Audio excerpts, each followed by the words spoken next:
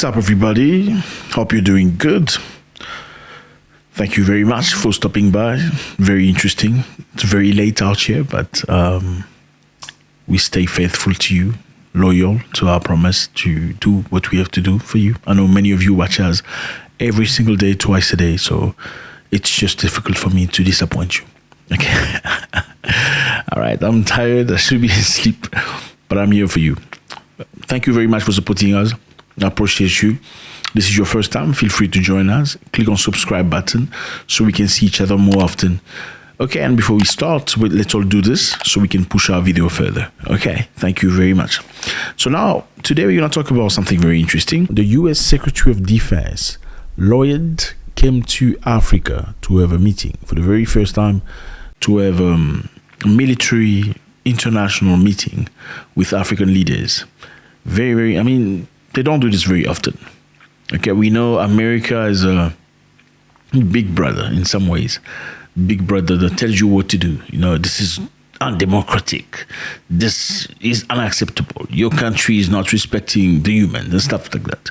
For the very first time, seeing the US Secretary of Defense having a meeting with foreign entities and foreign leaders, it's very mind-boggling. So let's watch what's here to say. I'm going to make a comment right after. Let's go. The United States Secretary of Defense, Lloyd Austin, addressed U.S.-Africa relations in a press conference held in Angola on Wednesday. A press conference in Angola. Africa deserves better than outsiders. He says Africa deserves better than outsiders bringing their small guns and mercenaries and looking for the proper interest. In other words, he's trying to, throw a jab at Russia. Like, Africa deserves more.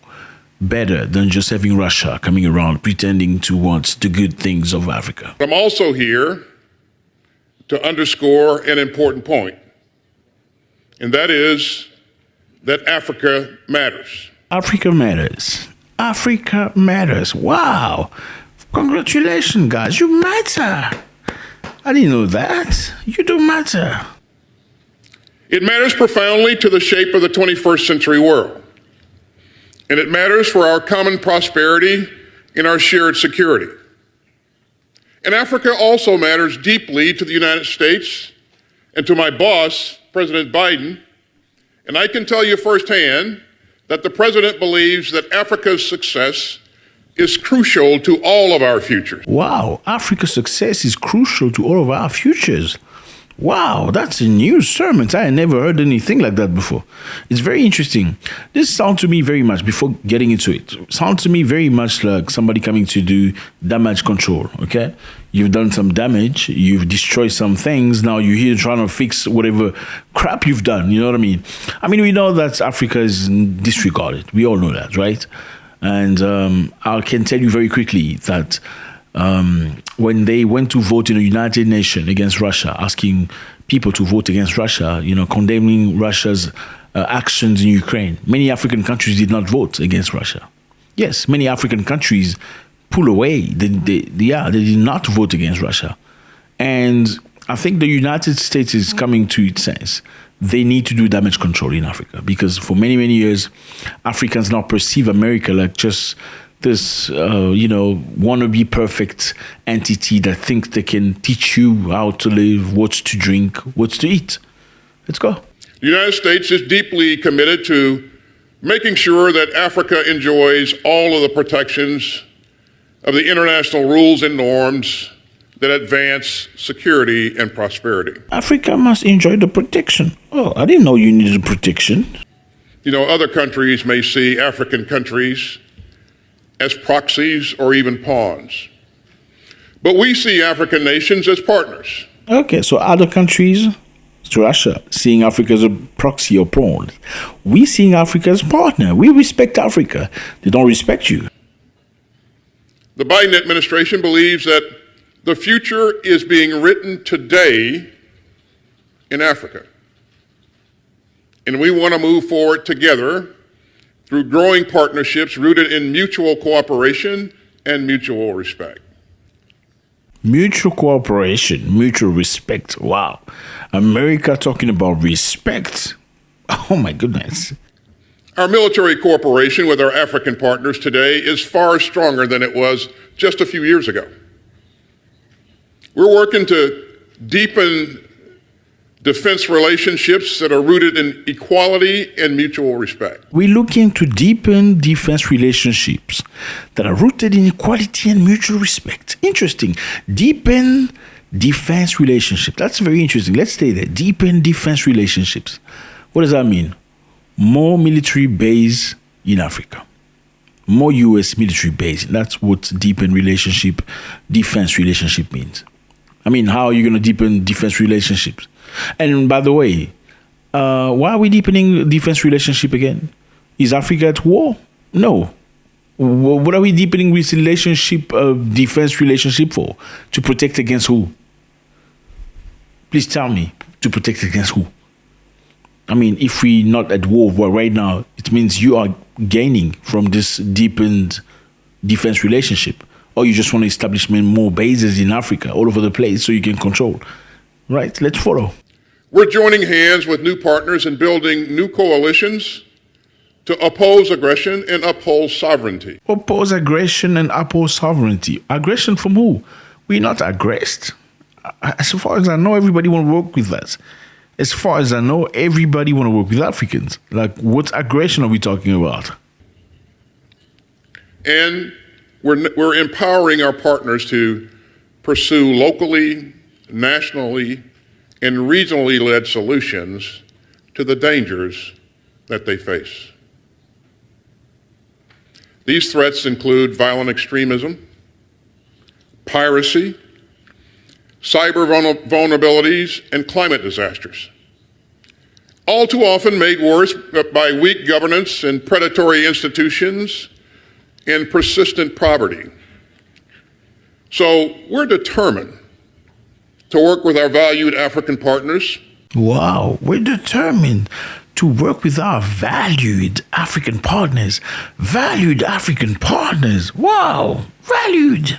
To develop the capabilities that they need to keep their people safe.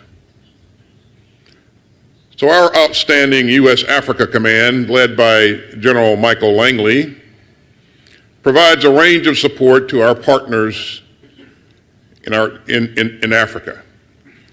And that includes professional military education, capacity building, counterterrorism. Why are we talking just about guns? Professional military education, capacity building, counterterrorism. Why are we talking about guns? How about development? How about constructions? How about infrastructure? How about money? How about destroying poverty? How about making things free? You know what I mean? Why just guns? Of course, because all these military guns produce machinery, American companies. When we sell you guns, we bring business to these companies. Raytheon, Lockheed Martin. It's business. Guns means business. That's not what Africa needs. Africa does not need protection of guns. We don't need that right now. We need infrastructures, hospitals, schools. We need things. We need good roads. Counterterrorism, logistics, and much more. Africa deserves better than outsiders trying to tighten their grip on this continent. Africa deserves better than outsiders trying to tighten the grip on the continent. What outsider are we talking about? Russia. So, fellas, this sounds to me more like a campaign against Russia in Africa. Africa deserves better than autocrats selling cheap guns and pushing mercenary forces like the Wagner Group or depriving grain from hungry people around the world.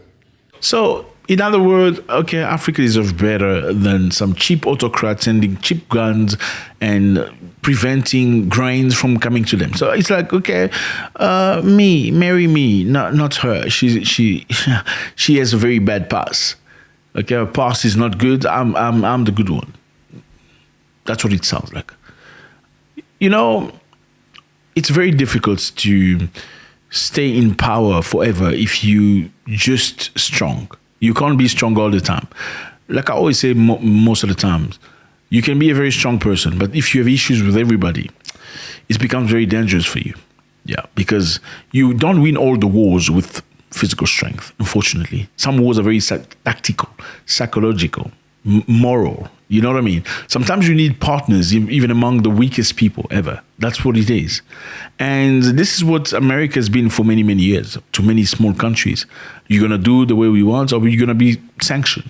You're going to do what we say, or we're going to sanction you. That's the same thing happened to Zimbabwe and some other Venezuela, Colombia, Eritrea. Some countries have been sanctioned. Uganda lately was sanctioned. Why? Because they decided to live life the Ugandan style. They refused to be forced to choose a way. They refused to insult their own culture to please Americans. And America they don't like that. They suspended the aid. They used to send money for people living with HIV, about 300 million a year. They stopped doing that. They say, because you voted a law we don't like, we're not going to send the money anymore.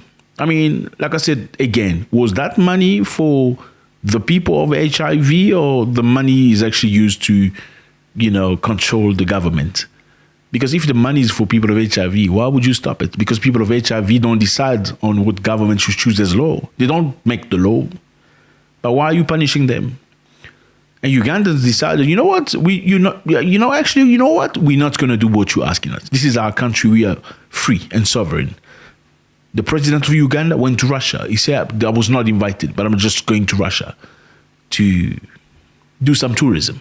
Why? In defiance to the United States, because he was told, if you don't do what we say, we're going to block you, we're going to block there, we're going to do this. They even instructed the World Bank and the IMF to refuse any debts to Uganda. And the president of Uganda said, you know what, we actually don't need any debt. We're just fine. We're going to be okay. Same for Zimbabwe, who's been sanctioned for so many years. Everything you do is sanction. I think even a senator of the USA said, you need to change the USA policy. China goes to Africa and say, we have business for you. We can build roads. We can build schools. We can build hospitals. We can bring you things. We can get things from you. We can bring you things too. America comes and tell you, don't do this, don't do that. Let men do whatever they want to do. Women marry whoever they want to marry. They want to moralize people. It's like you're teaching a small child, a 3-year-old. You're not dealing with 3-year-olds. These are old human beings, responsible of their own countries, and they have culture and tradition they need to respect. You should respect that. And I think this is a campaign, clearly one, to come and, cleanse the reputation of America that has been destroyed, unfortunately, because of strength and power and force. You can't win friends with power and force all the time. Sometimes you need to be soft. And this is what's happening to America. Africa deserves more than just a group of autocrats trying to... Africa deserves respect. Africa needs people that's willing to work with them, to build infrastructure, to bring business, to make things move forward. We don't need guns and explosions and missiles and all. We don't need that. Africa needs positive things. That's what it is. Thank you very much, fellas. Let me know how you feel about this. It's always a great pleasure. They clearly see how China is working very hard into getting into Africa. They've gained the big ground. They clearly see how Russia has been very friendly to Africans, and Africans are being very friendly to Russia. Now they need to do something about it. It's always a pleasure to read from you. God bless.